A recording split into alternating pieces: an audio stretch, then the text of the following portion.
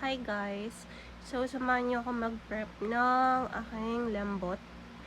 Yes, actually, I got this from my friend. Pero may mga nakita na din naman akong sources na pwede din natin bilan ng ibang variant. Kasi itong nakita ko is, I think this is from China.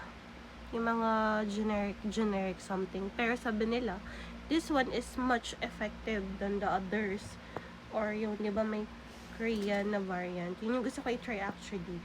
So, ngayon, sinearch ko kung ilang gauge yung pwede. So, I think 30 to 32 yung pwede kong gamitin sa kanya. So, nung binili ko na din siya doon sa friend ko, may mga kasama na siyang ganito. So, prep ko lang siya. Then, ayun. Kailangan malinis tayo. So, linis muna tayo ng kamay.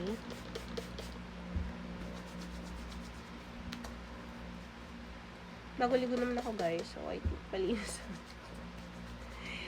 So, dito yung mga gamit ko sa baba. Tapos, kailangan natin ng alcohol pad. Ayan siya.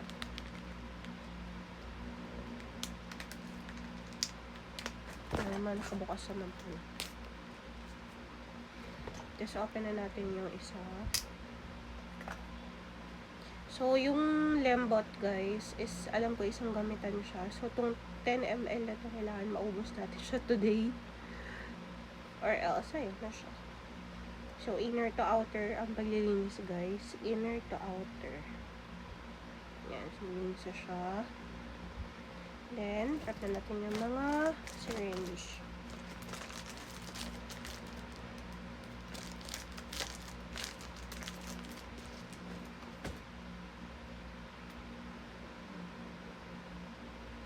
Liit lang naman pala siya. So, pati ng 100 units.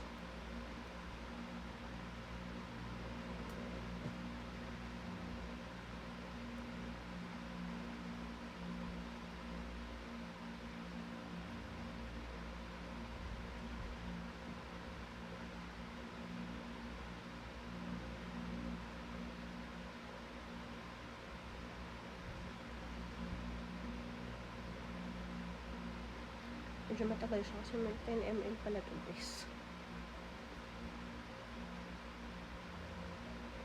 Gabi na, actually it's 1 AM. Okay, ito lang din yung free time ko para magawa siya. Kasi sa morning, syempre feeling ko madumi pa ako. Eh, di ba after ng lembot is bawal kang gumawa ng mga activities. So, mas preferred ko siyang gawin pag gabi.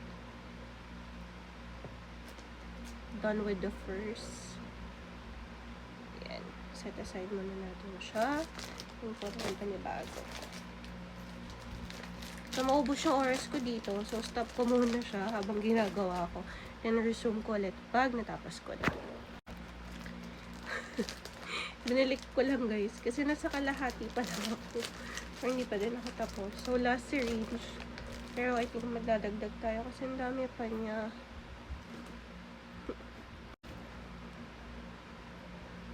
So, to our last battle.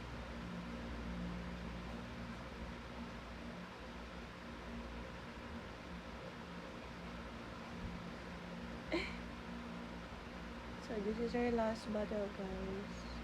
Ay, last battle. Sorry na, this is our last syringe. Sinisimot ko lang kasi may natirang parang like mga pang 10 units. Sayang yun, diba?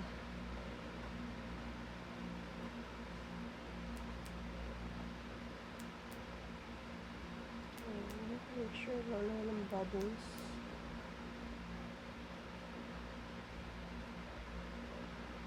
Yan. Ayan o, parang may konti pa kasi. So, parang sayang siya. That's why. Claim.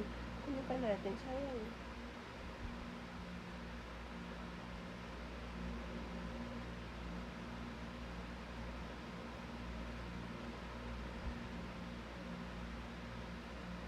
Every drop counts.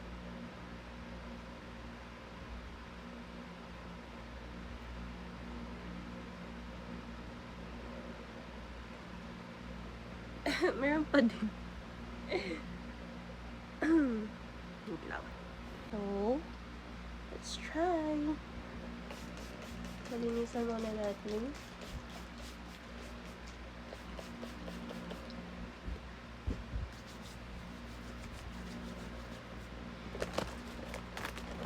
Oo, binuso ko na ng alcohol. Then, alcohol pads. Kailangan pa din malinis.